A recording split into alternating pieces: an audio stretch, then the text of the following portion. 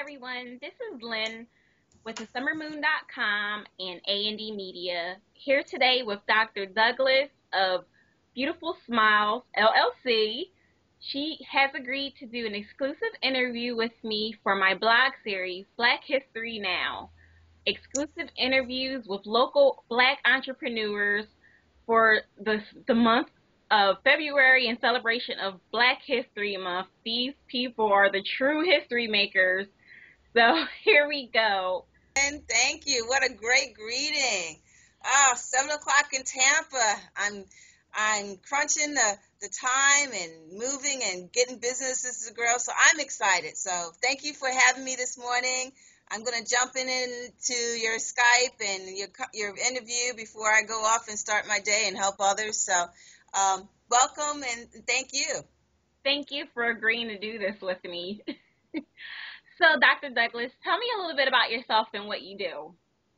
Well, I am the owner of Beautiful Smile LLC, and I am a best-selling author, which is great, of 2 books. But my most passionate, venue is my nonprofit, Give Back a Life, which helps domestic violence victims. So, I have a lot on my plate, but it's all fun. It's all really connected because we all have different businesses, but the structure of a business doesn't differ too much from each other. It's just your niches tend to be more exclusive for a certain population. So, it's easier to manage more than one. That's why you see a lot of professionals do more than one business, because you can duplicate yourself in another venue. Absolutely. Hope to get there one day. Can I share with you a thought of the day? Absolutely. I always begin my days with thought. Is that okay with you? Yes, please. Oh, okay. I was brainstorming, and I know as a business owner, we're always concerned about marketing. And it just clicked, and I'm going to give this to my team. When we do our marketing, we always set up our marketing for a certain niche, but I think we need to think of ourselves as whatever we do and however we market, whether it's in paper, it's on Skype, it's in video chats, whatever we do, you've got to really connect to the reality. And people really want you to resolve problems. So you have to understand their reality. And when you understand their reality, they'll just gravitate you, and they'll have more of an affinity for your business because you have a solution for them. And basically, that's all tied into communication. How you communicate, where do you communicate, how your communication looks. So it's really important to really understand and analyze who do you want to communicate to and find out what problems they have, because your business is the solution to their problems. I don't care if they need food. Well, the grocery store, and we have the convenience store that's right here, that we have all the specialty items that you would ever want to find. That is identifying a reality for them. So I just wanted to share that with you. Thank you so much. That is actually very powerful advice. So that was a bonus. All right. So, okay. So, what prompted you to start your own business?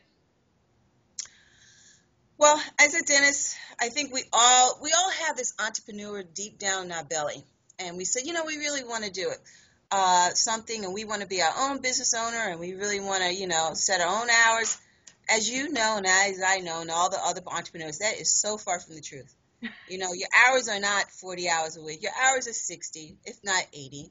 I mean, you're always looking at your business, and you're always trying to improve yourself so that you can increase your sales and profitability. But with me, I just really had a desire to do something different in dentistry.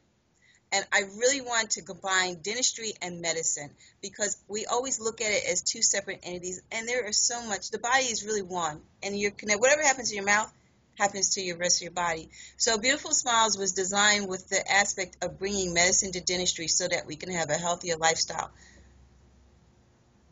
Excellent.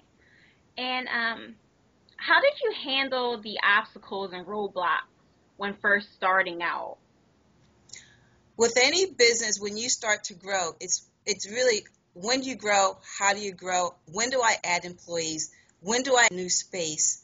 And I found that when I sat down in that initial business plan, in which we all should do, not to say we all do, when we sit down and we reflect back on it, and we'll see what milestones we did make, when we compare ourselves to when we started.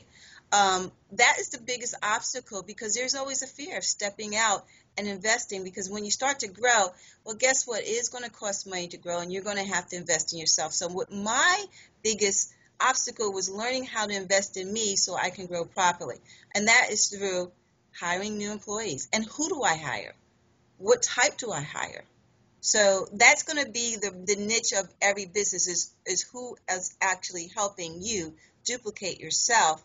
And it's either a hit or a miss, because you can get a great employee or you can get a bad employee. And I had, fairly okay employees, but it didn't really take me over the top. And I had to learn how to pick that right person to help me brand myself. So after all these years, I have a beautiful team. And they are all here in Tampa. They're learning different things that we can take back to New Jersey and really make an impact in our society. Awesome. And let's see. Okay. Now, I've heard from various sources that the economy is one of the worst we've ever seen, like, period. So, how do you keep your small business flourishing in these tough economical times? Well, I never think of myself as a small business. It's a small business in reference to the big boys. But, I mean, what is small? Small could be, under a million? But that small business has to think of himself as a big business, because you have to really govern and structure your business as if it was a big corporation. And when I start doing that, my business started to take on a different character, because I wasn't trying to brand myself as being a small business. I wanted to brand myself as being a big corporation. So how do I do that? I start looking at the big guys. What do they do? What does Microsoft do? What does Google do? What does all these American Express do? And basically, I try to mimic what they do in terms of their outreach, their marketing, their internal, their external marketing, how they set themselves up. So I design my business as if and it is a corporation, but for me to grow, because if I thought of myself as a small business, I will always be small.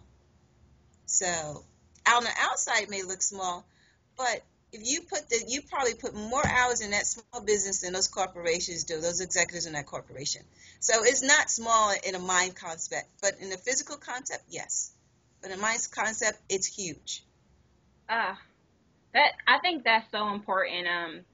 That mindset, that entrepreneurial Yeah. mindset, and listening to that, that's truly letting me know that yours is so where a lot of us need to get. That's right. Because those big businesses were you at one time, but they had to think big. And if you want to grow, you're really going to want to think big and not to be afraid to dream. And that's entrepreneurship right there. It's a dream.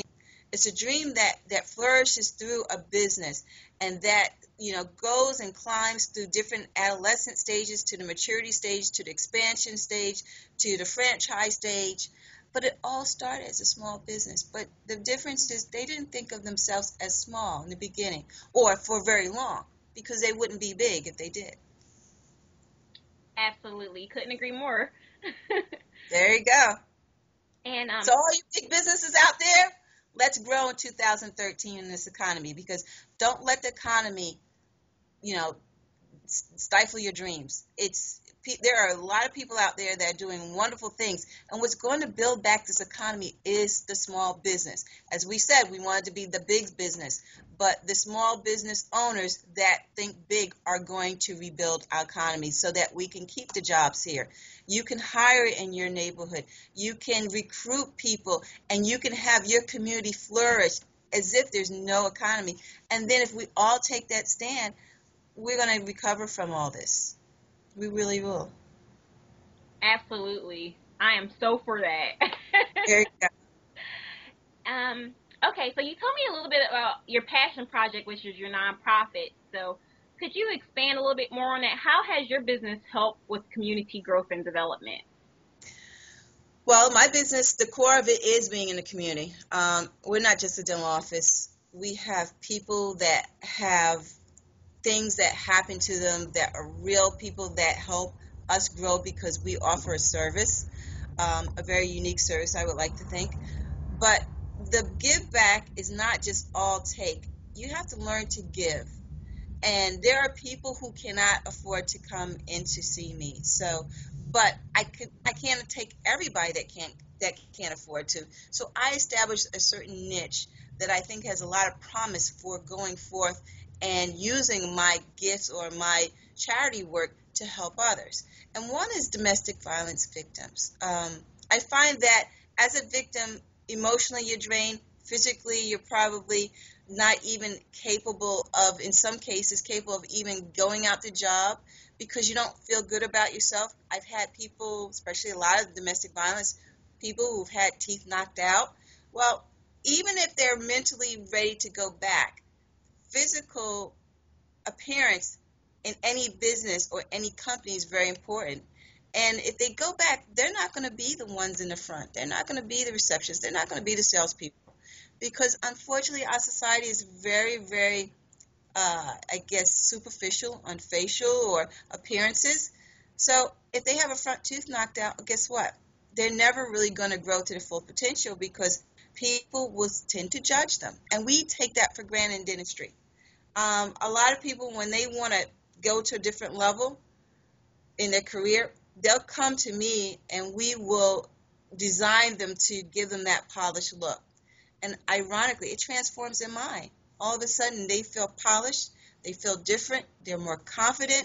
So there's a very little emphasis on the appearance of a smile in some respects because a lot of people put the money in their hair, their eyes, their Botox, which we're starting to do Botox, by the way, and because when you do the mouth, you got to make sure the lips and everything are pretty. So we put a lot of emphasis in that, but they can always think that they can hide the teeth. And when you hide the teeth, you look really angry. So who wants to have an angry person representing your company? You're not going to hire that person. So we give them an opportunity to make themselves marketable. And that's what we try to do, get them healthy first and then marketable so that they can go out there and excel as someone's support company or maybe even start their own. So it's inspirational. And it's just really nice to see people transform themselves. And I've gotten a lot of testimony about people who really even were afraid to go to dentistry. And so their obstacle was really just to be able to sit down in a chair to get their teeth clean. So we take the little things for granted sometimes. Absolutely. And I think that's really powerful. Domestic violence is very near and dear to my heart. So thank you. My Thank you for pleasure. taking up for that cause. There you go. That's right. Empowerment, right? Exactly, exactly. And okay, so on the summermoon.com, one of the highlights of my blog is talking about my journey, through defining success on my own terms. And this is one question I like to ask all of my guests. Uh-huh. How do you define and measure success? How do I define and measure success? That, like you said, that is very pertinent to your values and your goals. Me, I don't really define success. There's two ways I define success. There's a personal success of accomplishment, of knowing that I can help someone, knowing that I could create something and make it on paper to an existence. That is tremendous. Also, there's a great success knowing that I'm making an impact on other people's lives. I think that's very, very important because when you're a business owner, it's not all about the money. It's really building up relationships. So my success is when I'm able to connect with people and have this affinity and help them grow, not just in dentistry, but in some other aspect of their life. I feel like I'm very successful. I'm feeling I'm using my purpose and my calling that the Lord has put me on this earth to do. So me taking the time out for this, I just love this, and I'm just hoping someone would grasp something. And I don't mind helping others because I get so excited about what I did that I want other people not to make the same mistakes that I do or I did. So, and because I have mentors who help me. So your great success, my great testimony is being a mentor to others and seeing them prosper, whether it's my employees or patients or business colleagues or clients, business clients. Or bloggers. You're a big business blogger. There. Okay, so I don't want to take up too much of your time. I know you're down in Tampa. For the people that are tuning in, yes, Dr. Douglas is based out of New Jersey. She's just showing that big old entrepreneurial spirit, and she's down there in Tampa, doing training and getting better at, what they do. That's right. So I'm going to go ahead and wrap this up so you can go about your day, and I have to do my thing too. There you go.